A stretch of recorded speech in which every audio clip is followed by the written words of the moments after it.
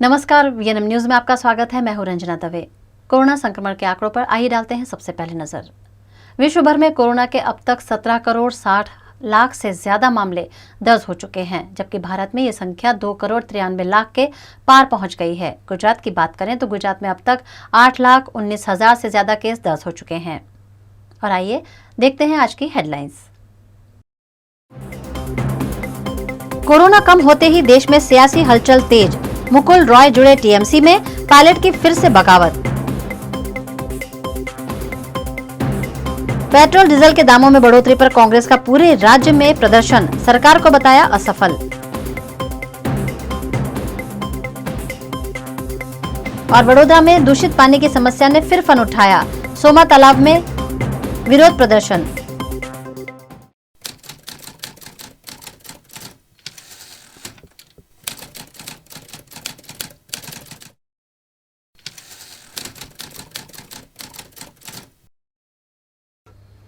पश्चिम बंगाल में विधानसभा चुनाव में ममता बनर्जी को मिली बड़ी सफलता के बाद उनके कई पुराने सहयोगी टीएमसी में लौटना चाहते हैं। वहीं राजस्थान कांग्रेस के युवा नेता सचिन पायलट भी उनकी लगातार अनदेखी से छटपटा रहे हैं। पश्चिम बंगाल में चुनाव हारने के बाद अब भाजपा को एक बड़ा झटका लगा है। बीजेपी के बड़े नेता मुकुल रॉय शुक्रवार को तृणमूल कांग्रेस में शामिल हो गए हैं। तृणमूल भवन में मुख्यमंत्री ममता बनर्जी की मौजूदगी में उन्होंने टीएमसी का दामन थामा। वहीं राजस्थान में सचिन पायलट और उनके खेमे की नाराजगी को लेकर भी एक सियासी हलचल लगातार तेज हो रही है। पायलट पिछले साल उनसे किए गए वादे 10 महीने बाद भी पूरे नहीं होने पर नाराजगी जता चुके हैं। इस बीच पायलट कांग्रेस महासचिव प्रियंका गांधी के संपर्क में हैं। पिछली बार बगावत के बाद उन्हें मनाने में प्रियंका गांधी की अहम भूमिका रही थी। सचिन पायलट ने अशोक गहलोत सरकार से नाराजगी तो जाहिर की है, लेकिन ये भी संकेत दिए हैं कि वे कांग्रेस में रहकर ही संघर्ष करेंगे। राजनीतिक जानकारों का कहना है कि पायलट की मुख्य लड़ाई कांग्रेस से नहीं बल्कि अशोक गहलोत से है। इन दोनों के बीच सत्ता का संघर्ष आगे भी जारी रहेगा। कोरोना महामारी के बीच भी देश में पेट्रोल डीजल तेल के दाम लगातार बढ़ रहे हैं, जिससे कोरोना की मार झेल रहे देशवासियों पर दोहरी मार पड़ी है। गुजरात प्रदेश कांग्रेस अध्यक्ष अमित चावड़ा के मार्गदर्शन में गुजरात कांग्रेस ने पूरे राज्य में सरकार के खिलाफ विरोध प्रदर्शन किया। कांग्रेस पार्टी ने आज नागरिकों के हित में पूरे गुजरात में महंगाई के खिलाफ आवाज उठाई। इसी क्रम में वडोदरा शहर कांग्रेस द्वारा भी विरोध प्रदर्शन कार्यक्रम आयोजित किया गया, जिसमें कांग्रेस के अग्रणी नेता भरत सिंह सोलंकी शामिल हुए। शहर अध्यक्ष प्रशांत पटेल और नेता चंद्रकांत श्रीवास्तव समेत के कांग्रेस के नेताओं के साथ भरत सिंह सोलंकी ने कालाघोड़ा स्थित मंदिर में दर्शन कर देश को महंगाई से निजात दिलाने की कामना की और फिर सरकार के खिलाफ विरोध प्रदर्शन करते हुए देशवासियों को महंगाई से राहत देने की गुहार लगाई। जनता पार्टी एनी सरकार एना वडाप्रधान नरेंद्रभाई मोदी અને તમામ લોકો પહેલેથી આપખુદશાહી અને લોકશાહી વિરુદ્ધ વર્તનારા લોકો છે, એ સૌ જાણે છે। અને જ્યારે પણ પ્રજાના પ્રશ્નોને કોઈ વાચા આપવા માગતું હોય, ચાહે યુવાનો હોય, ચાહે ખેડૂતો હોય, ચાહે મહિલાઓ હોય અને કોઈ પણ પ્રકારના ઇસ્યુ હોય, આજે મોંઘવારીનો પ્રશ્ન, પેટ્રોલ ડીઝલનો પ્રશ્ન, એને માટે જ્યારે અમે પ્રજાની વાત લઈને નીકળ્યા છે, આ અમે કોઈ કોંગ્રેસના સમર્થન માટેની કે એના ટેકા માટે કોંગ્રેસની વાહવાઈ માટે નીકળ્યા નથી, પણ 100 રૂપિયે પેટ્રોલ ડીઝલની કલ્પના કરો કે આટલા આસમાની ભાવ દેશના ઇતિહાસમાં ક્યારેય બન્યા નથી।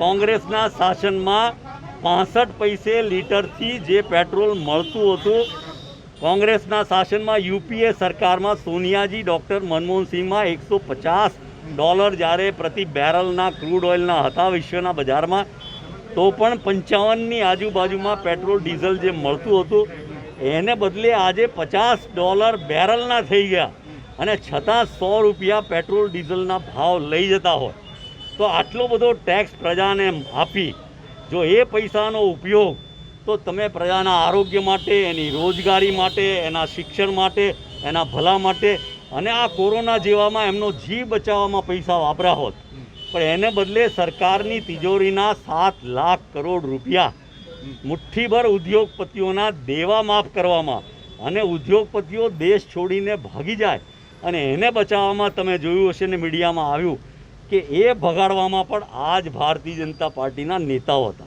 હવે પ્રજા એમને સારી રીતે ઓળખવા માંડી છે। વાતો કરે છે બધી રામ મંદિરની, રામ રાજ્યની, પણ આ રામ રાજ્ય આવું હોઈ શકે? ત્યારે જે અવાજ અમે ઉઠાવવા માંગીએ છીએ, ઉઠાવી રહ્યા છીએ પ્રજા વતીથી, અને અમારી ફરજ છે પ્રજાની પડખે ઊભા રહેવાની, ત્યારે એને વાચા આપવાની બદલે તાત્કાલિક જેમ તેમ કરીને કેમ લઈ જવા પોલીસ સ્ટેશન, આ અવાજ રૂંધાઈ જાય, બહાર ના જાય, મીડિયાને સાંભળવા ના દે, એની વાત ના આવે, એવું કામ અધિકારીઓ તો એમની વ્યવસ્થામાં રહે છે, પણ એમને આદેશો આપવામાં આવે છે કે તમારે આવું કંઈ ચલાવવા દેવું નહીં, અને એવી પ્રયત્ન આ ભારતીય જનતા પાર્ટીની સરકાર કરી છે.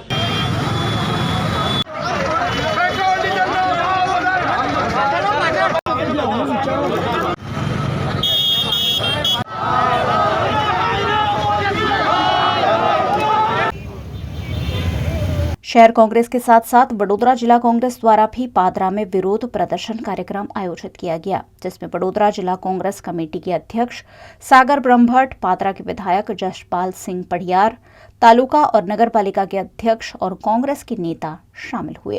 આ કોરોનાની મહામારીમાં સમગ્ર દુનિયામાં જ્યારે આર્થિક મંદી છે, લોકોની નોકરીઓ, રોજગારી, ધંધા બેસી ગયા છે, એમાં સારવાર આપવામાં સદંતર નિષ્ફળ ગયેલી સરકારો, સ્વાસ્થ્ય સેવામાં કશું જ આયોજન નથી. ગુજરાત મોડલ આખી દુનિયા સામે એક્સપોઝ થઈ ગયું છે કે ગુજરાતમાં કોઈ સ્વાસ્થ્ય સેવા છે નહીં, ના ઓક્સિજન, ના બેડ, ના વેન્ટિલેટર, ના કશું જ. એ પરિસ્થિતિની અંદર જ્યારે સરકારની જવાબદારી બને કે દરેક નાગરિકના ખાતામાં પૈસા નાખવા જોઈએ, દુનિયાના તમામ દેશોએ દરેક નાગરિકને પૈસા આપ્યા છે, આ સરકારે એકેય રૂપિયો તો આપ્યો નથી. તદ ઉપરાંત જે મોંઘવારી ના હોવી જોઈએ, પેટ્રોલ ડીઝલના ભાવની અંદર એટલો બધો કેન્દ્ર સરકાર ને રાજ્ય સરકારનો ટેક્સ છે, આજે 60 રૂપિયાથી વધારે તો ટેક્સ લઈ લે છે સરકાર, અને એ રીતે લોકોના ખિસ્સા કાપવાનું કામ આ સરકાર કરી રહી છે. ત્યારે કોંગ્રેસ પક્ષે આખા દેશની અંદર આજે ભાવ વધારાનો વિરોધ કરવાનો અને ભાવ વધારો પાછો ખેંચવા માટે ધરણા અને આંદોલનનો કાર્યક્રમ કર્યો.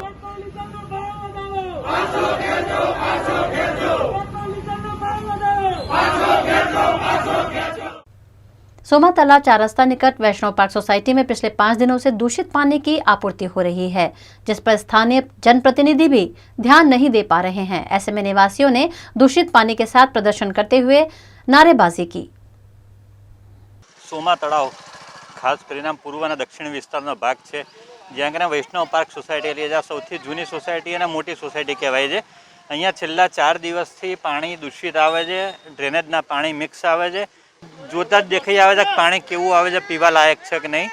પણ આ વિસ્તારમાં હજી સુધી કોઈ પણ અધિકારી કે કોઈ પદાધિકારી આવ્યા નથી, જેના કારણે મહિલાઓનો રોષ જોવા મળી રહ્યો છે અને ભાજપ વિરુદ્ધ સૂત્રોચ્ચાર કરી રહ્યા છે. ખરેખર આ આવું પાણી જોતા કોઈ પણ નાગરિકને રોષ આવવા પોતાનાથી, અને પરિસ્થિતિ જોતા જ આપણને લાગે કે ખરેખર તાત્કાલિક પ્રશ્ન નિવારવાની જરૂર છે. બેન, શું કહેશો, શું કઈ રીતની પરિસ્થિતિ છે? અમારે પાણીની બહુ જરૂર છે. પાણી અમારે પહેલા આપતું હતા એવું પાણી 2-3 કલાક પાણી આવવું જોઈએ, અત્યારે અમારે કેટલા દિવસથી પાણી નથી આવતું ભાઈ. કેવું પાણી આવે? ગંદુ પાણી આવે છે ને પાણી નહીં આવતું. આવું ગંદુ પાણી આવું છે. આવું આ 15 દિવસથી છે. આ વાલ ઝરના બદલે ને તરની આ સમસ્યા ઊભી થઈ છે અમારે અહીંયા. છેલ્લા લાઈનમાં 4થી 5મી લાઈનમાં વાલ બદલ્યા છે, તરની આ સમસ્યા ઊભી થઈ છે. ને તો અમારે પાણી આવતું હતું જ, અમારે કોઈ પ્રોબ્લેમ નતો પાણીનો. ઉનાળાના 2 મહિના 3 મહિના ગયા કોઈ પાણીની અમને તકલીફ પડી નથી, પણ આ કોક બદલ્યો ત્યારનું પાણી અમારે બિલકુલ બંધ થઈ ગયું. કલાકનું પાણી આપે છે અને અડધો જ કલાક પાણી આવે છે, અને આવું ગંદુ ગટરનું પાણી આવે છે. આજે 5 દિવસથી આવું ગટરનું પાણી આવે, એક પણ કોઈ જોવા આવતું નથી અહીંયા આગળ. અમે ફોન કરીને થાકી ગયા છે. 11-12 વાગ્યાના કહે છે અમે હમણાં આવીએ, આ સાહેબ આવ, પેલા સાહેબ આવ, કોઈ સાહેબો આવતા નહીં અને કોઈ કાર્યકર્તા આવતા નહીં, કોઈ સોસાયટીના માણસ કોઈ જોવા નહીં આવતા, કે પાણી કોઈ નહીં આવતું. અમારે પાણી હારું આવતું તો આ લાઈન ભરતું ભાઈએ નાખી તારે પાણી હારું આવતું. અઠવાડિયું પછી સોસાયટીના પ્રમુખ એને થાય ને પાછળ વાળ મુકાયો ને અહીંયા વાળ મુકાયો, પછી પાણી આવતું જ બંધ થઈ ગયું ચાકી સોસાયટીમાં. છેલ્લા 4 દિવસથી અહીંયા બહુ ગંદુ પાણી આવે છે ને, ગટરનું પાણી આવે છે. વારંવાર રજૂઆત કરવાથી બાય ચાણી કરે છે, આ લોકો કોઈ સાંભળતા નથી, કોઈ અધિકારીઓ અહીંયા દેખાતા નથી. હમણાં કરતા કોઈ સાંભળતું નથી. કાઉન્સિલરો શું કહે છે? અહીંના સ્થાનિક કાઉન્સિલરો કોઈ આવે છે? સ્થાનિક કાઉન્સિલર કોઈ સાંભળતું જ નથી કે ભાઈ એ અમારું કામ નથી. હા, બસ એ જે કોક અહીંયા બદલ્યો છે અમારે, એ પછી કોઈ જોવા જ નથી આવતું. ભાઈ અમે તમારી સમસ્યા હલ કરી, પછી તમે જાણો અને તમારા સોસાયટીના રહીશો જાણે. પછી અને તદ્દન ત્યાર પછી એકદમ ગંદુ પાણી આવે છે. તમે જોઈ શકો છો, જો આ મારા હાથમાં બોટલ છે. તો આ શું નાગરવાળા જેવી હાલત થશે ત્યારે બધા અધિકારીઓ બધા અહીંયા જાગૃત થશે. મારું કહેવું એવું છે. મત આપ્યા છે એમને એવું છે, અમારી વિનંતી છે કે ભાઈ બધાને પાણીની સુવિધા કરી આપે, તો ચોખ્ખું પાણી આપે અને વ્યવસ્થિત બધાને પાણી રહે તો અમને કોઈ તકલીફ નહીં. આપે સાંભળ્યું, રહીશોનો મત સાંભળ્યો, જોયું, અને ખરેખર આવું પાણી જો પીવામાં આવે તો રોગચાળો વકરી શકે છે એવી પરિસ્થિતિ છે. ચોમાસું માથે છે, જો ઉનાળામાં તકલીફ ના પડી તો ચોમાસામાં કેમ તકલીફ પડે? અને રહીશોનો એક જ આક્ષેપ છે કે જ્યારથી આ વાલ બદલવામાં આવ્યા ત્યારથી આ પરિસ્થિતિ ઊભી થઈ છે. જોવું રહ્યું આગામી દિવસોમાં પાલિકાના સત્તાધીશો અને શાસકો કેવી રીતે કામગીરી કરે છે. 3 મહિનાથી વૈષ્ણવ પાર્ક સોસાયટી સાથે હું સંકળાયેલી છું. સોસાયટીનો પણ મને ખૂબ પ્રેમ મળે છે અને પ્રેશર સુધારણાનું કામ હમણાં જ આપણે કર્યું છે. એ હાલના થોડાક સમયના તમે ત્યાંના લોકોને પણ પૂછો. અમે લોકોએ જઈને પ્રેશર સુધારણાના કામ કરાવેલા છે અને ત્યાર પછી ખૂબ સારું પ્રેશર મળેલું છે. પણ અત્યારે જે કોઈ 1-2 ઘરમાં પાણી નહોતું આવતું એના કારણે આ વસ્તુ થઈ હશે. બાકી વૈષ્ણવ પાર્ક સાથે અમે ખૂબ જોડાયેલા છે અને અમે હમણાં 4 દિવસ પહેલાં પણ હું ગયેલી છું અને દરેક લોકો અમારી સાથે છે.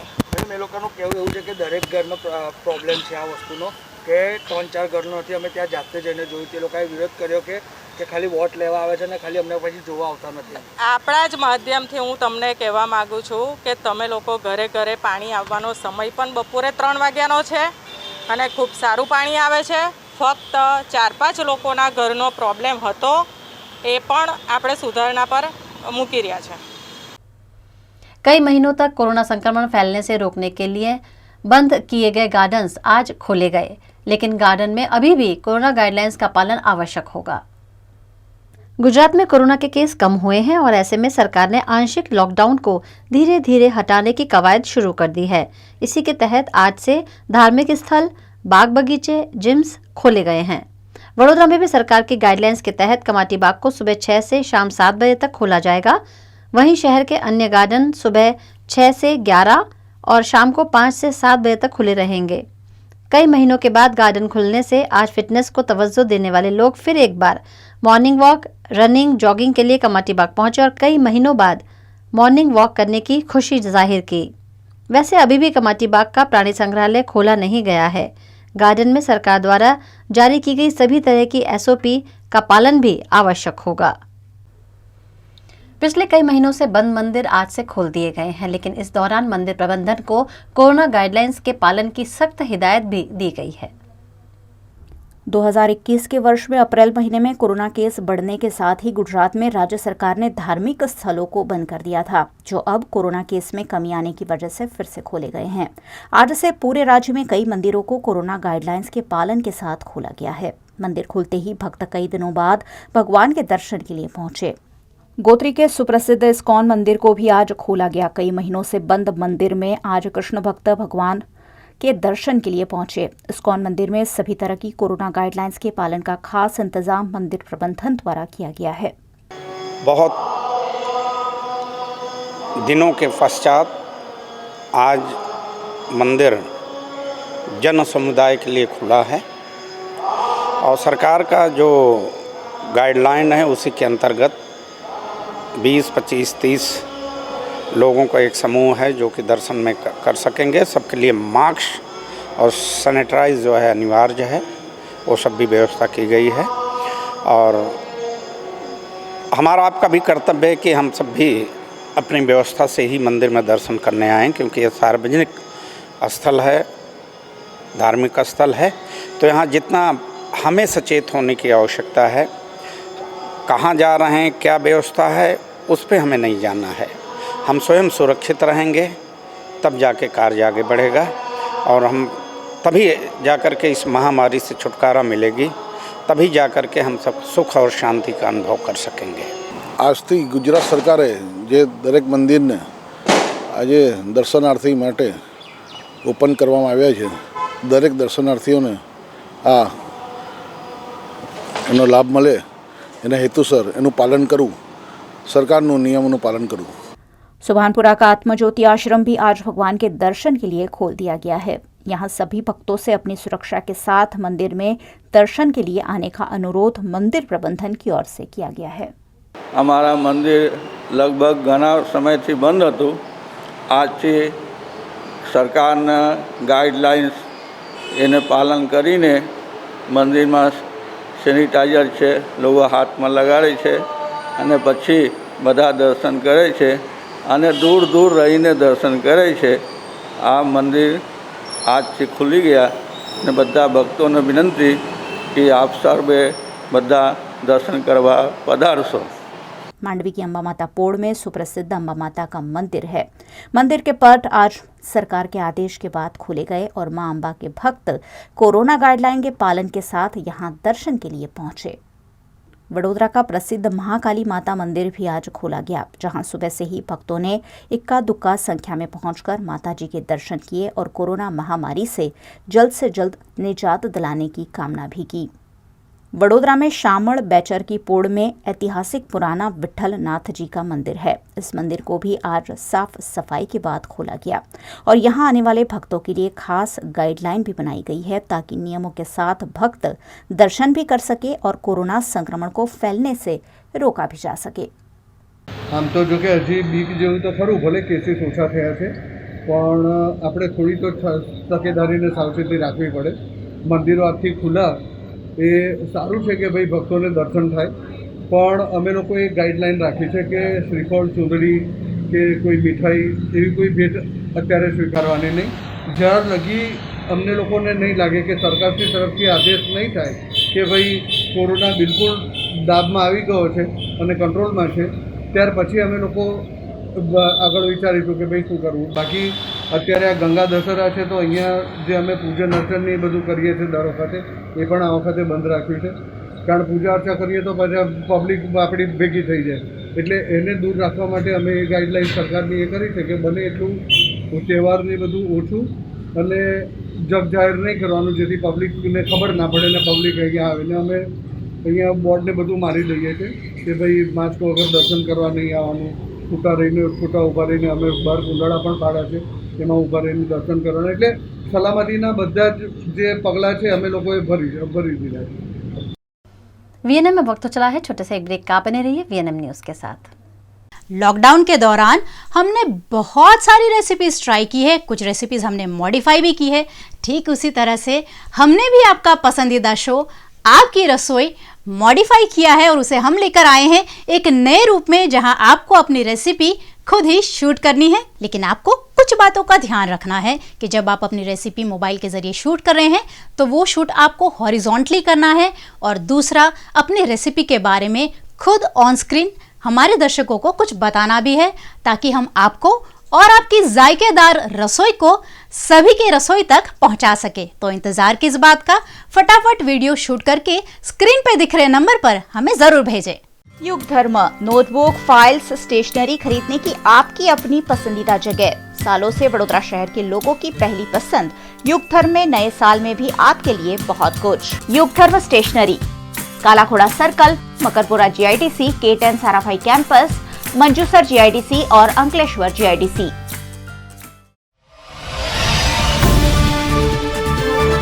वीएनएम न्यूज अब टीवी, यूट्यूब और फेसबुक के साथ साथ अवेलेबल है आपके एंड्रॉइड प्ले स्टोर में भी। वीएनएम टीवी की एप्लीकेशन डाउनलोड करें और रहे शहर की खबरों से अपडेट। तो आज ही अपने प्ले स्टोर में जाइए, वीएनएम टीवी की एप्लीकेशन डाउनलोड कीजिए और एक क्लिक पर ही देखिए शहर की ताज़ा तरीन खबरें दिन भर।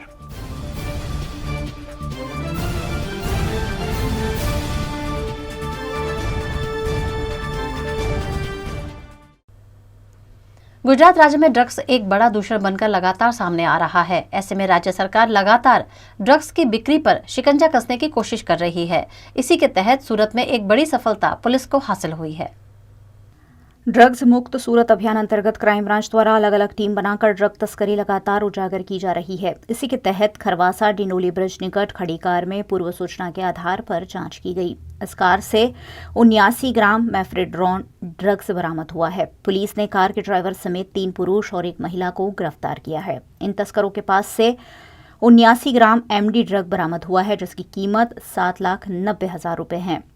आरोपियों के पास से ड्रग के अलावा मोबाइल, नगद, कार और अन्य सामान मिलाकर 12,27,580 रुपयों का मुद्दामाल जब्त किया गया है।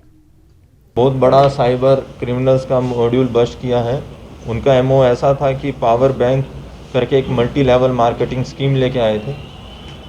उसमें जो भी कोई पैसा जमा कराता था वो रेजर पे से जमा होता था और वो अगर जितना पैसा कराता था उसको पर डे का इंटरेस्ट मिलता था। उसके साथ साथ एक स्कीम में ये भी था कि अगर आप और कस्टमर लेके आओगे तो पर कस्टमर कुछ एक्स्ट्रा आपको इंटरेस्ट मिलेगा। धीरे धीरे एक्यूज लोगों और वो जो साइबर फ्रॉडस्टर्स ने ये थोड़ा पैसा इंटरेस्ट में जमा कराया तो काफ़ी लोग उसमें अट्रैक्ट हुए। अराउंड 2 लाख जितने उनके जब कस्टमर बन गए और काफ़ी पैसा 200 करोड़ से ऊपर का आ गया, तब उन लोगों ने वो अपनी स्कीम बंद कर दी और फरार हो गए। और उसमें से सूरत का एक विजय बंजारा और पारिक करके था जो रेजर पे को ऑपरेट करता था और यहाँ पे जो भी पैसा आता था वो रेजर पे के थ्रू वहाँ ट्रांसफ़र करता था। कुल 5 लाख जितना उनको कमीशन मिला था। तो उन दोनों आरोपियों को हमने पकड़ के एक CID क्राइम बेंगलोर को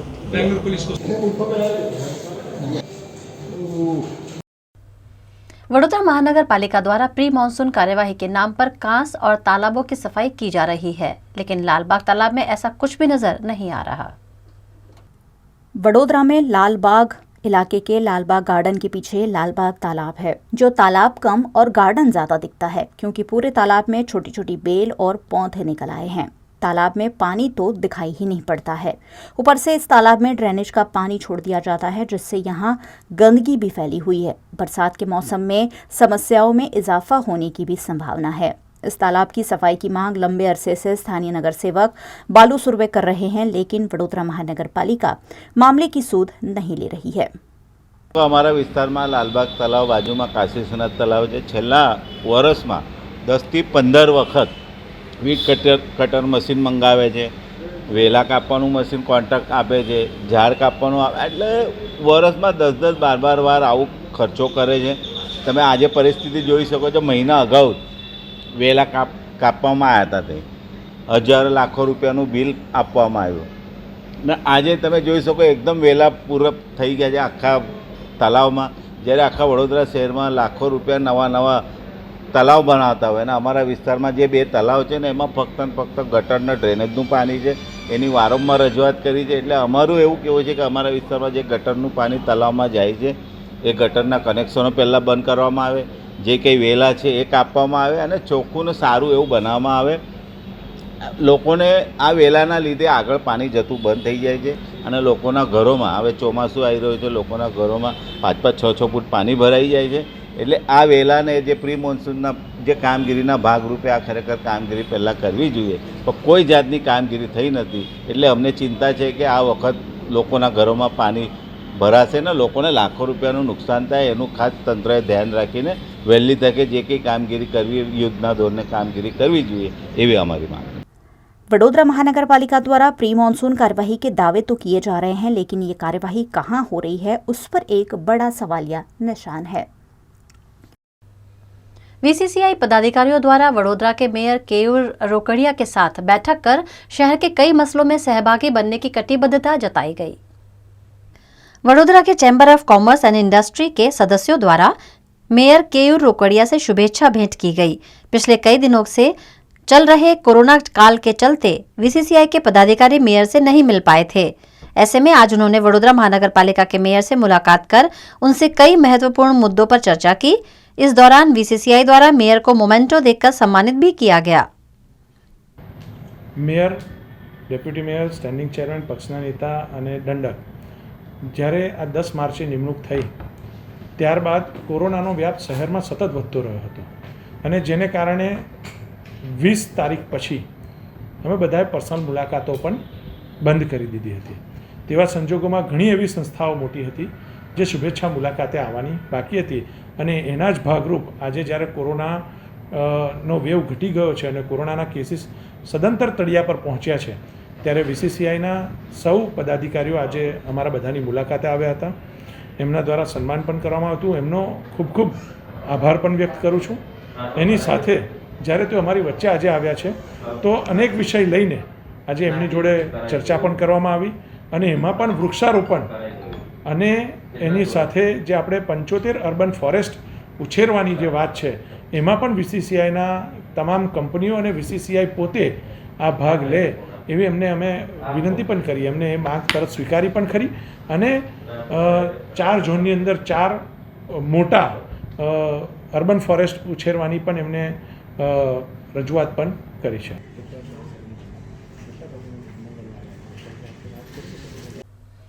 कॉल सेंटर में काम करने वाली लड़की के साथ शराब के नशे में दुष्कर्म करने का मामला सामने आया है, जिसमें पीड़ित लड़की ने खुदकुशी जैसा आखिरी कदम उठा लिया। शहर के पश्चिम इलाके में रहने वाली 19 वर्ष की लड़की छाणी के कॉल सेंटर में काम करती थी और स्टेट लेवल कबड्डी की खिलाड़ी भी थी। इस युवती के साथ कॉल सेंटर में ही काम करने वाले 2 युवकों ने ड्रिंक्स पार्टी की और पार्टी के बाद नशे की हालत में दिशांत कहार नामक युवक ने उसके साथ दुष्कर्म किया, जिससे डिप्रेशन में आकर लड़की ने खुदकुशी कर ली है। इस मामले की जांच में लक्ष्मीपुरा पुलिस ने दोनों युवकों को गिरफ्तार कर कानूनी कार्यवाही की है। तारीख 10/6/2021 रोज लक्ष्मीपुरा में रहती युवती कि जे हाल पेइंग गेस्ट तरीके ब्रज विहार फ्लेट में रहती थी अने कोઝવેન્ટ सर्विस प्राइवेट लिमिटेड में जॉब करती थी। एना फ्लेट पर तारीख 8/6 रोज एमना मित्रों आवेल हता। मित्रों में सौ प्रथम एना मित्र देविका करीने युवती छे मळवा आवेल हती। ते बाद कोઝવેન્ટ सर्विस प्राइवेट लिमिटेड में एनी साथे काम करता सहकर्मचारी दिशांत दीपक कहार રહેવાસી શિવમ એપાર્ટમેન્ટ કહાર મોહલ્લો વડોદરા નાનો તેમજ નાઝીમ ઇસ્માઇલ મિર્ઝા રહેવાસી ભાંડવાડા વડોદરા નાઓ એના ફ્લેટ પર ગયેલા અને ત્યાં એની સાથે મળીને વાતોચીતો કરી પરત જતા રહેલ। તે બાદ સાંજના 5 વાગ્યાના સુમારે દિશાંત અને આઝીમ નાઓ ફરીથી ફ્લેટ પર ગયેલા, સાથે દારૂની એક બોટલ પણ લઈ ગયેલા અને ત્યાં યુવતીના ફ્લેટ પર તેઓએ સાથે દારૂ પીધેલો। તે બાદ યુવતી સાથે દિશાંતનાએ બળજબરીથી અને બળજબરીપૂર્વક તેણીને દારૂ પીવડાવી તેની સાથે સંભોગ કરેલ હતો। તે બાદ યુવતીના મિત્ર ત્યાં આવેલો અને તેણે આ સમગ્ર પરિસ્થિતિ જોઈ અને તેણીને પૂછતા તેણીએ આ હકીકત જણાવેલી। તે બાદ આ યુવતીને તેના પિતાજીના ઘરે લક્ષ્મીપુરા લઈ ગયેલા અને ત્યાં તારીખ 10/6/2021 રોજ યુવતીએ તેની સાથે બનેલ ઘટનાથી આઘાત લાગતા ગળે ફાંસો ખાઈ આત્મહત્યા કરેલ છે। આ ગુનાના કામે ભોગ બનનારના જરૂરી સેમ્પલો પણ કલેક્ટ કરી લેવામાં આવેલ છે। આરોપીઓને પોલીસે હસ્તગત કરેલ છે, તેઓનું ઇન્ટ્રોગેશન ચાલુમાં છે। તેઓના COVID-19ના ટેસ્ટ કરાવ્યા બાદ જે કંઈ હશે એ વિધિસરની ધરપકડ કરી આગળની કાર્યવાહી કરવામાં આવશે। હાલના તબક્કે સુસાઇડ નોટને મળેલ છે, પરંતુ એ તપાસનો સબ્જેક્ટ છે। એ બાબતે અમે તપાસ કરી રહ્યા છે। એ જે કંઈ હશે એ તમને પછીથી જાણ કરવામાં આવશે। भारतीय जनता पार्टी के शासन में महंगाई का आज पूरे गुजरात में विरोध किया गया और नागरिकों को राहत देने की मांग प्रदेश कांग्रेस द्वारा की गई। भरूच जिला कांग्रेस द्वारा भी पेट्रोल डीजल के बढ़े हुए दामों पर विरोध प्रदर्शन का आयोजन किया गया, जिसमें कांग्रेस के कार्यकर्ताओं ने विधायक दुष्यंत पटेल के पेट्रोल पंप पर जाकर जमकर नारेबाजी करते हुए सरकार से पेट्रोल डीजल के दाम कम करने की मांग की। इस दौरान पुलिस और कांग्रेस कार्यकर्ताओं के बीच घर्षण भी देखा गया। 20 से ज्यादा कार्यकर्ताओं को पुलिस ने डिटेन किया। कोरोना महामारीनी बीजी लहर वच्चे पण भारतीय जनता पार्टीनी सरकार द्वारा सतत मोंघवारीमां वधारो थई रहेलो होय। पेट्रोल डीजलना भावनी अंदर 5 महीनानी अंदर 43 वखत भाव वधारो थई रहेलो होय, त्यारे समग्र राज्यनी अंदर कांग्रेस पक्ष द्वारा आ भाव वधारो पाछो खेंचवानी मांग साथे आज विरोध प्रदर्शनना कार्यक्रमों समग्र राज्यनी अंदर करवामां आवेला हता। त्यारे भारतीय जनता पार्टीना भूतकाळना जे मिनिस्टरो हता के भूतकाळनी जे सरकारो हती तेनी सामे पण भारतीय जनता पार्टी द्वारा સ્મૃતિ ઈરાની હોય કે અન્ય લોકો દ્વારા પણ ભાજપના આગેવાનો સાયકલો ઉપર નીકળીને માત્ર 50 રૂપિયાનો જો ભાવ વધારો થતો હોય પૂરા આખા વર્ષની દરમિયાન અથવા 50 પૈસાનો પણ જો ભાવ વધારો થતો હોય ત્યારે ગાડી પર નીકળી, સ્કૂટરો પર નીકળી, સાયકલ પર નીકળી સ્મૃતિ ઈરાનીબેન જ્યારે બંગડીઓ ફેંકતા હતા ત્યારે સ્મૃતિ ઈરાનીબેનને પણ કહેવા માંગુ છું કે 43 વખત જો આ ભાવ વધારો થતો હોય તો તમારે પણ આ પ્રજા જે રીતે પીસાઈ રહેલી હોય ત્યારે એનો ભાવ વધારો પાછો ખેંચવાની માંગણી કરીએ છીએ। दाहोद में भी जिला कांग्रेस द्वारा पेट्रोल डीजल के दामों में बढ़ोतरी मामले विरोध प्रदर्शन किया गया। तालुका पंचायत चौकड़ी पर कांग्रेस के 2 विधायक समेत के कांग्रेस के कार्यकर्ताओं ने बड़ी संख्या में बैलगाड़ियों पर सवार होकर रैली निकालकर विरोध प्रदर्शन किया। कांग्रेस के नेताओं ने बैलगाड़ियों को पेट्रोल पंप पर ले जाकर अनोखा विरोध प्रदर्शन किया, लेकिन इस दौरान कोरोना संक्रमण को भुलाकर सोशल डिस्टेंसिंग की धज्जियां उड़ती हुई भी साफ साफ देखी गई। महिसागर जिला कांग्रेस, लुणावाड़ा शहर कांग्रेस और यूथ कांग्रेस द्वारा भी लगातार हो रही दाम बढ़ोतरी के खिलाफ विरोध प्रदर्शन करते हुए धरना प्रदर्शन कार्यक्रम आयोजित किया गया। इस कार्यक्रम में महिसागर जिला कांग्रेस अध्यक्ष हरजीवन पटेल, लुणावाड़ा शहर कांग्रेस अध्यक्ष सुरेश पटेल, बालासिनौर विधायक अजित सिंह चौहान समेत के कांग्रेस कार्यकर्ता उपस्थित रहे। મહીસાગર જિલ્લાનો વડા મથક લુણાવાડા મુકામે પ્રવર્તમાન સરકારના અણગણ્યા વહીવટના કારણે દર અઠવાડિયામાં 4-5 દિવસ જે ભાવ વધારો કર્યો અને પેટ્રોલ જે ડીઝલ 100ની નજીક પહોંચ્યું છે એના અનુસંધાનમાં પ્રજાનો અવાજ ઉઠાવવા માટે, વિરોધ કરવા માટે અમે આજે 50-60 કાર્યકરો ભેગા થઈ અને ધરણા પર બેઠા હતા। આપણે જોઈ રહ્યા છીએ કે મોંઘવારી એટલી અસહ્ય છે આ કોરોના કાળમાં કે જીવન દોહલું થઈ ગયું છે અને છતાંય પ્રજાની વ્યાજબી રજૂઆતો જ્યારે વિરોધ પક્ષ રજૂઆત કરવા જાય છે ત્યારે આ રજૂઆતોને કચડી નાખવા માટે સરકારી તંત્ર સજ્જ હોય એ રીતે પ્રદર્શન કરતા પહેલાં જ અમારા 15-20 કાર્યકરોની ધરપકડ કરવામાં આવી છે અને પોલીસ સ્ટેશનોમાં લાવ્યા છે। संघ प्रदेश दमन में उद्योगपति द्वारा व्यापारी से 93 लाख रुपए की ठगी का मामला उजागर हुआ है, जिसमें उद्योगपति गिरफ्तार भी हुआ है। गुजरात से सटे संघ प्रदेश दमन में ठगी का एक मामला सामने आया है, जिसमें श्री बालाजी पैकेजिंग कंपनी के डायरेक्टर अमित रमेश अग्रवाल ने उनकी कंपनी को फंड की आवश्यकता होने की बात कहते हुए एक व्यापारी को 50% मुनाफा देने की लालच दी थी। मुनाफे के लालच में व्यापारी ने 93 लाख रुपए कंपनी मालिक को दिए थे, जिसे लेकर आरोपी अमित रमेश अग्रवाल पत्नी के साथ फरार हो गया था। मामले की जांच में दमन पुलिस थाना प्रभारी सोहिल जिमाणी ने उत्तर प्रदेश से आरोपी और उसकी पत्नी को गिरफ्तार कर कानूनी कार्यवाही की है।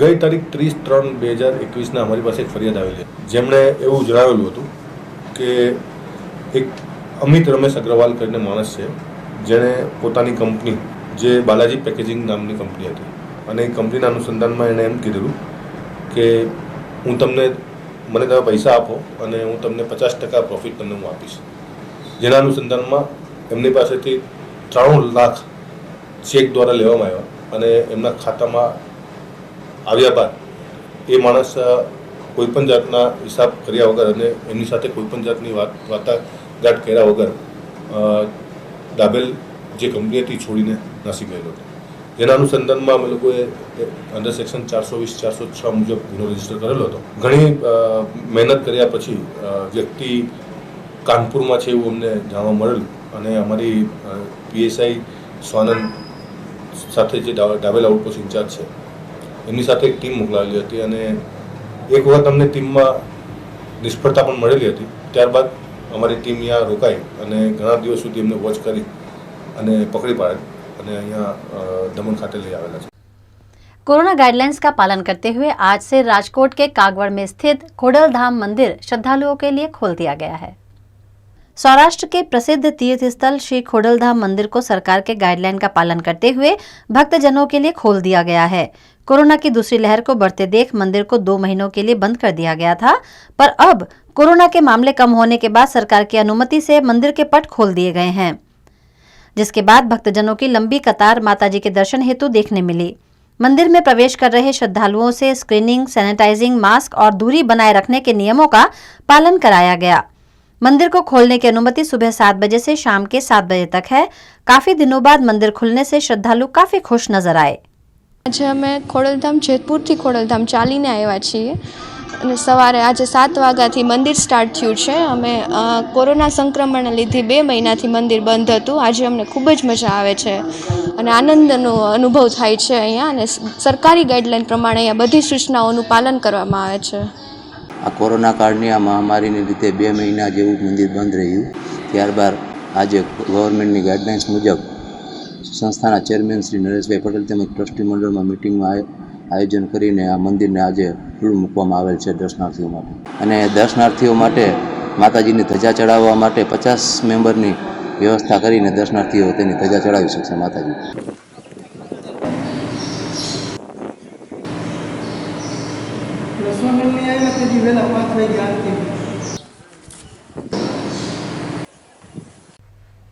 गुजरात राज्य में 26 IAS अधिकारियों के तबादले हुए हैं, जिसमें वडोदरा के म्युनिसिपल कमिश्नर पी स्वरूप भी शामिल हैं, जिस पर VMC के पदाधिकारियों ने उन्हें शुभकामनाएं दी। वडोदरा के म्युनिसिपल कमिश्नर पी स्वरूप का तबादला हो गया है। उन्हें गांधीनगर के रेवेन्यू डिपार्टमेंट में प्रमोट किया गया है। VMC के mayor Keyur Rokadiya, deputy mayor Nanda Joshi, स्थायी समिति के अध्यक्ष डॉक्टर हितेंद्र पटेल, शासक पक्ष के नेता अल्पेश लिंबाचिया और दंडक चिराग बारोट समेत के पदाधिकारियों ने पी स्वरूप से शुभेच्छा मुलाकात की और उन्हें उज्जवल भविष्य की शुभकामनाएं भी दी। ચૂંટાયેલી પાક અને વહીવટી પાક માં સમન્વય રાખીને કામ કરવા માટેનો પ્રયત્ન કર્યું છે. ચૂંટાયેલી પાકમાં કોર્પોરેટર્સ હોય અથવા પોલિટિકલ નેતાઓ હોય, મંત્રીશ્રીઓ, ધારાસભ્યશ્રીઓ, એ બધાને મને સહકાર મળ્યું છે એ બદલ ખૂબ ખૂબ આભાર. અને જ્યારે 8-9 મહિનાથી જઈએ છીએ ત્યારે એક પોઝિટિવિટી લઈને હું અહીંયાથી જોઉં છું. એટલે એ બદલ આપ સૌ, આપ મીડિયાના મિત્રો પણ આમાં સામેલ છો, સામાન્ય નાગરિકો પણ સામેલ છે. એટલે બરોડા ખરેખર અમને બહુ યાદ રહેશે, હંમેશા યાદ રહેશે. અને ગાંધીનગરમાં બરોડા લગત કોઈ પણ કામ હોય અને નિયમ પ્રમાણે હોય તો એનો સૌથી પ્રથમ પ્રાયોરિટી પણ આપવામાં આવશે, એ પણ હું આપ સૌને ખાતરી આપું છું. દરેક મ્યુનિસિપલ કોર્પોરેશનનું કે કમિશનરનું જોબ છે એ ચેલેન્જિંગ છે. અને આ અત્યારે વડોદરામાં જે 7-8 મહિનાનું જે સમયગાળામાં કોરોનાનું ખાસ કરીને જે સેકન્ડ વેવ છે એ સૌથી ચેલેન્જિંગ રહ્યું. મને લાગે છે કે આપણા બધા માટે સૌથી ચેલેન્જિંગ સમય રહ્યું. અને બધાના સહકારથી આપણા સેકન્ડ વેવમાંથી બહાર આવ્યા જ પણ છીએ. રાજ્ય સરકારે હાલમાં કેટલાક IAS અધિકારીઓની બદલી કરી છે. એમાં માન્ય પી સ્વરૂપજીને ગાંધીનગર કચેરી ખાતે લેન્ડ રિફોર્મ્સ ખાતેની જવાબદારી મળી છે. એમને તો સૌ પહેલાં જે બઢતી સાથે બદલી થઈ છે એમને ખૂબ ખૂબ અભિનંદન પાઠવું છું. અને એમની સાથે એ નવા કામની અંદર પણ ખૂબ સારું કામ કરીને આપે એવી એમની શુભકામનાઓ પણ પાઠવું છું. સ્વભાવે સરળ સ્વભાવના, મૃદુભાષી, સરળ અને હંમેશા વ્યક્તિઓ સાથે શાંત મને વાત કરી શકતા એવા જ્યારે કમિશનર આપની વચ્ચેથી આજે જ્યારે વિદાય લઈ રહ્યા છે, એમને આગામી સમય માટે પણ ખૂબ ખૂબ શુભકામનાઓ અર્પણ કરીએ છીએ. મને યાદ છે કે રાત્રે 9 વાગે પણ એમને ફોન કરીએ, 11 વાગે પણ ફોન કરીએ તો ઘણીવાર એવા અનુભવ જોવા મળ્યા છે કે એ પોતે હેલ્થ વર્કરોની રોજ ડેલી મિટિંગ લેતા હતા કે ભાઈ ક્યાં કેટલું કામ થયું, ક્યાં પોઝિટિવ કેસ કેટલા આવ્યા, ક્યાં કયા ઝોનની અંદર શું કામગીરી થઈ રહી છે. આ વિષયની અંદર પણ એમની ઉમદા કામગીરી અમારી સાથે સમર્થનમાં રહી છે. એની સાથે જે રસીકરણનું મહાઅભિયાન જે ઉપાડવામાં આવ્યું એની અંદર પણ એમના માર્ગદર્શનની હેઠળ જ તંત્રએ ખૂબ સારી કામગીરી. कोरोना की दूसरी लहर तो देश भर में कम हो गई है, लेकिन तीसरी लहर का अंदेशा लगातार बना हुआ है। ऐसे में बच्चों के लिए कोरोना के इलाज की गाइडलाइंस में सरकार ने बदलाव किए हैं। आइए देखते हैं इस पर एक विशेष चर्चा। नमस्कार, मैं गायत्री व्यास। देश में कोरोना महामारी की तीसरी लहर के लिए केंद्र सरकार ने बच्चों के इलाज के लिए एक नई गाइडलाइन जारी की है। इसमें कई सारी ऐसी बातें बताई गई हैं जिसे पीडियाट्रिक डॉक्टरों को उसे फॉलो करना होगा और अभिभावकों को भी घर पे रहकर इसे फॉलो बच्चों से करवाना होगा और खुद को भी करना होगा।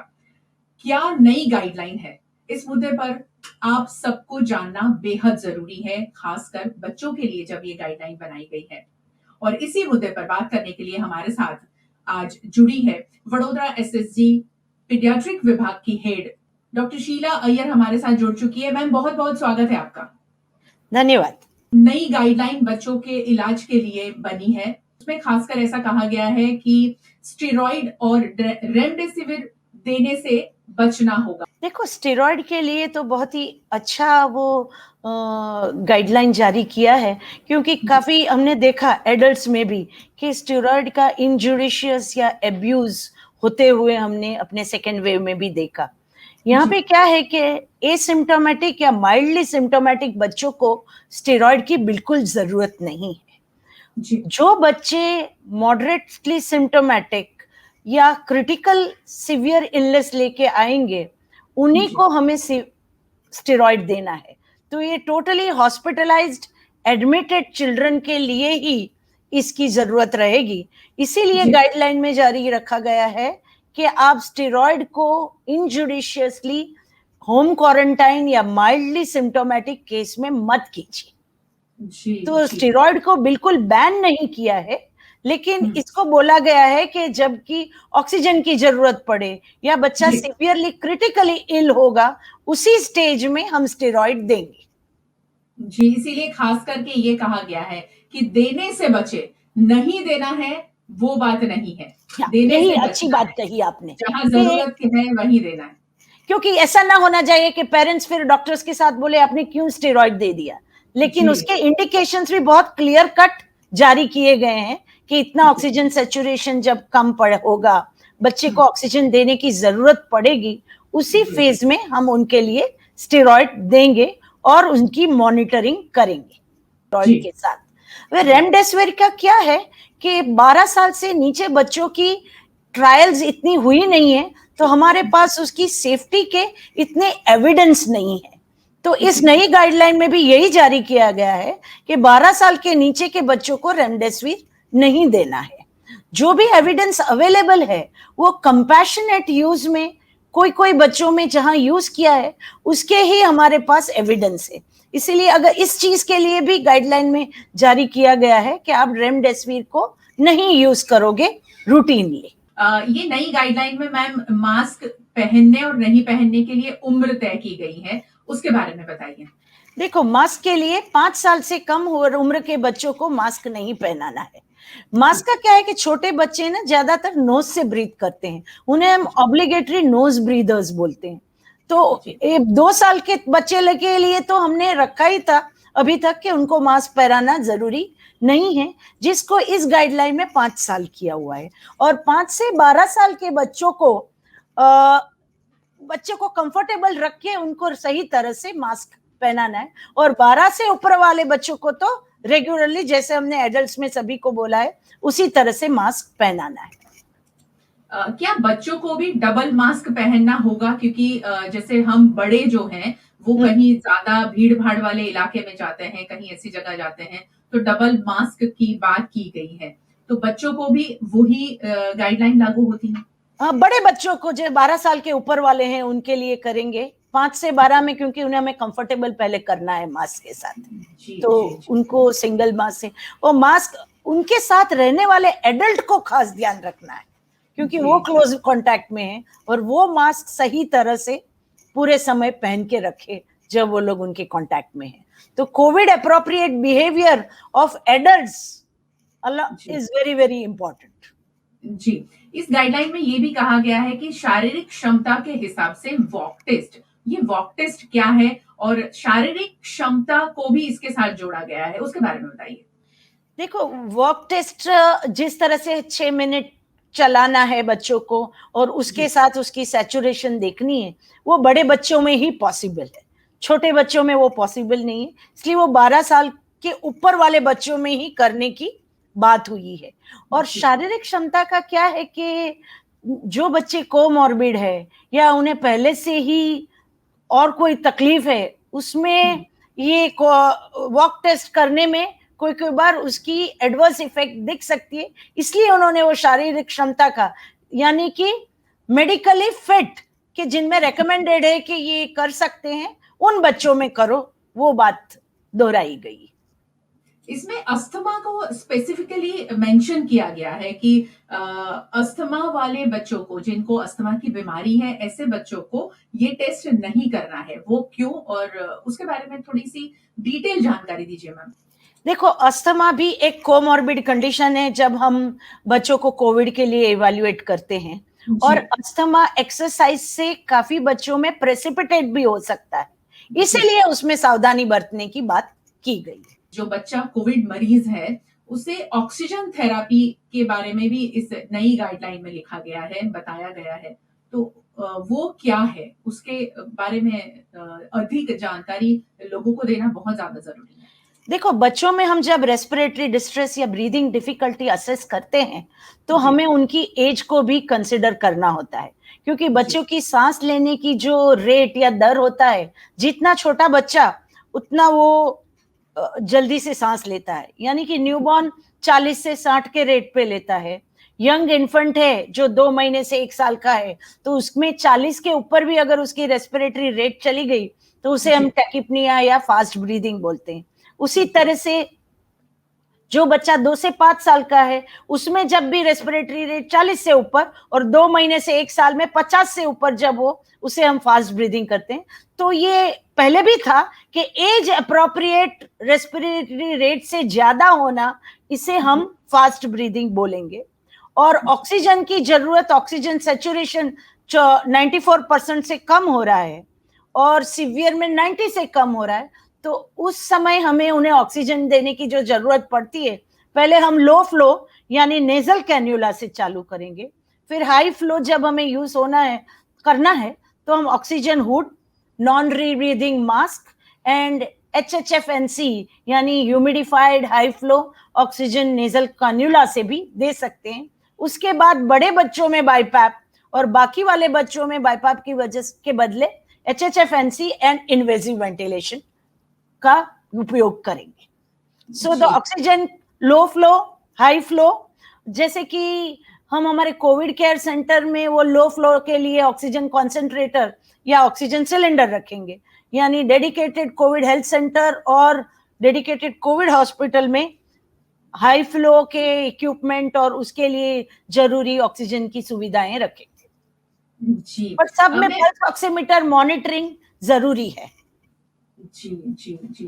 तो ये घर पे जब होम क्वारंटाइन बच्चे हैं, उनके ऑक्सीजन लेवल, जैसे बड़ों का हम चेक करते रहते हैं, ये सारी चीजें बहुत ज्यादा ध्यान रखनी होगी।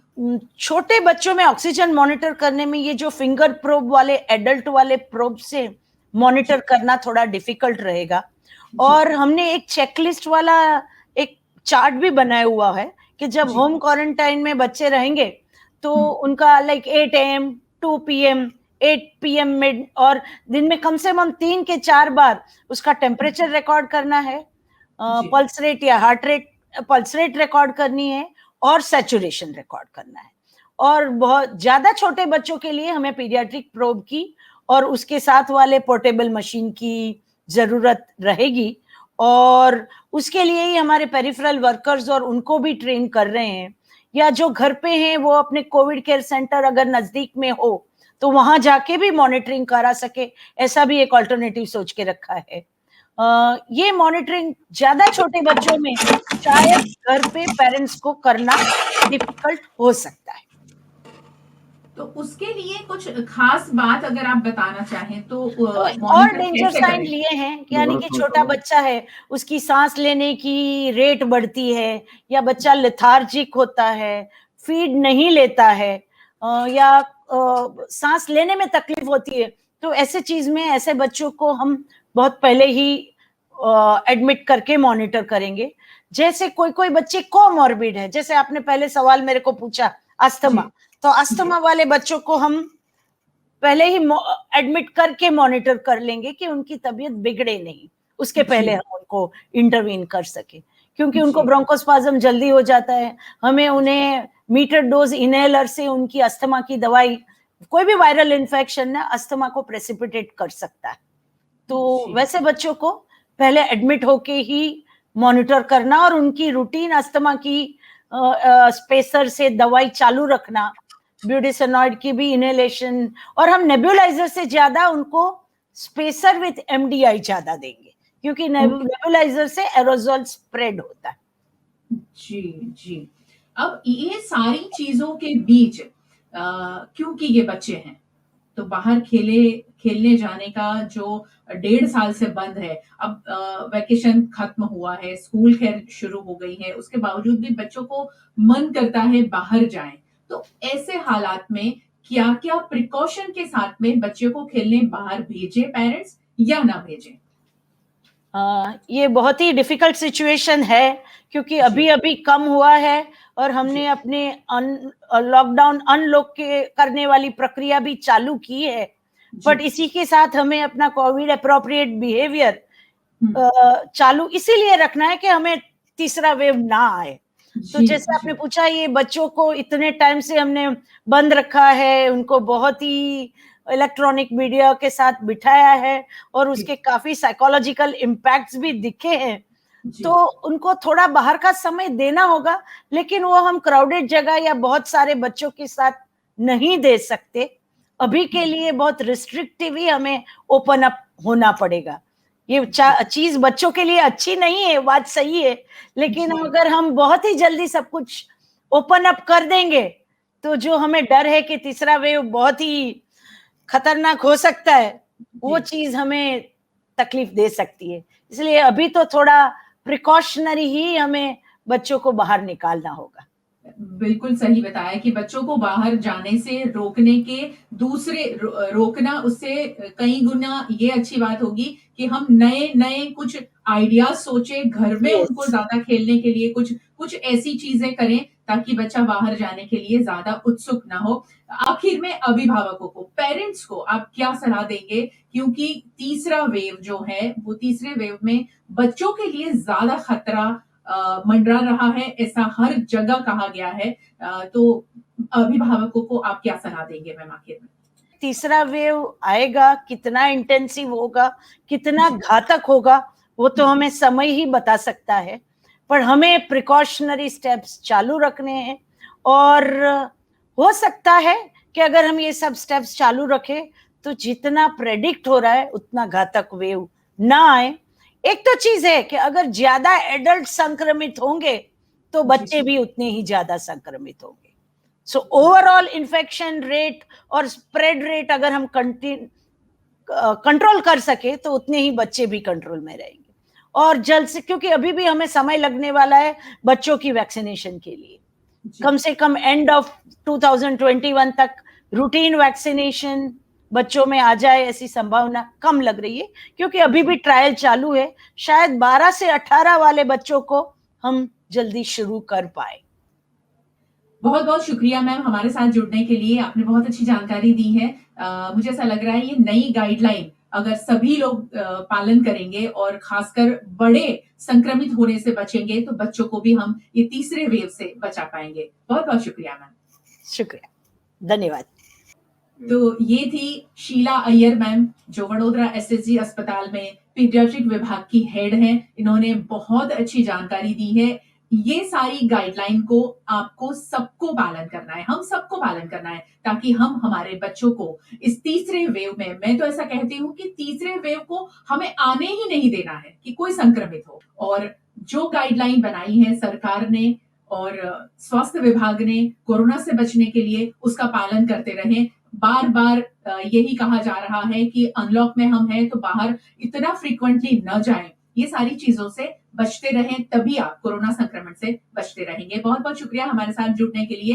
वीएनएम टीवी के यूट्यूब चैनल को सब्सक्राइब करें, वीएनएम टीवी फेसबुक पेज को लाइक करें, इंस्टा, ट्विटर, वीएनएम टीवी की वेबसाइट पर आप विजिट करें, जहां पर हम देश, दुनिया, राज्य की खबरें लेकर आते हैं। नमस्कार।